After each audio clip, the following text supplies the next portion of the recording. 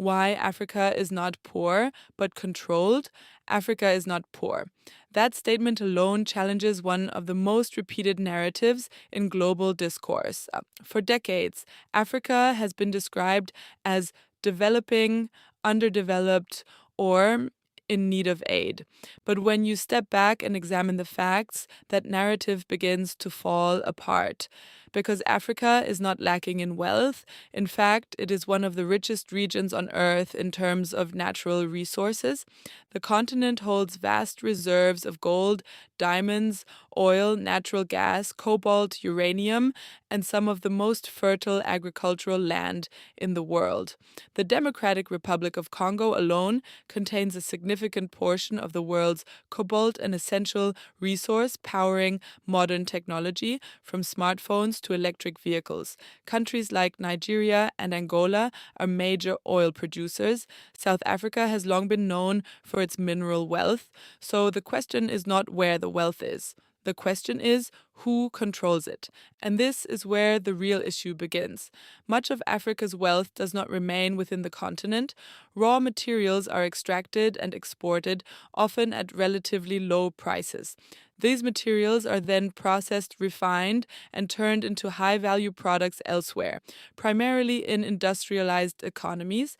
The finished goods are then sold back to global markets, including African countries, at significantly higher prices. What this creates is a system where Africa participates in production but not in value creation.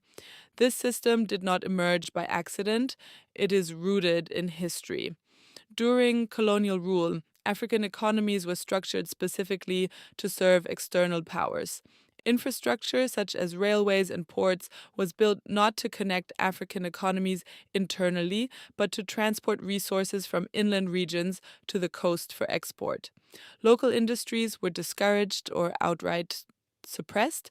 After independence, many of these economic structures remained in place, simply evolving into new forms of control. Today, this control is less visible but still powerful. It operates through trade agreements, multinational corporations, global financial institutions, and currency systems.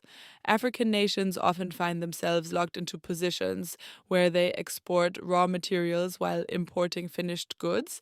This keeps profits flowing outward and limits internal economic growth. So, when we talk about poverty in Africa, we have to be precise. What exists is not a lack of resources, but a lack of control over those resources. Wealth is generated, but it does not circulate within local economies at the level it should.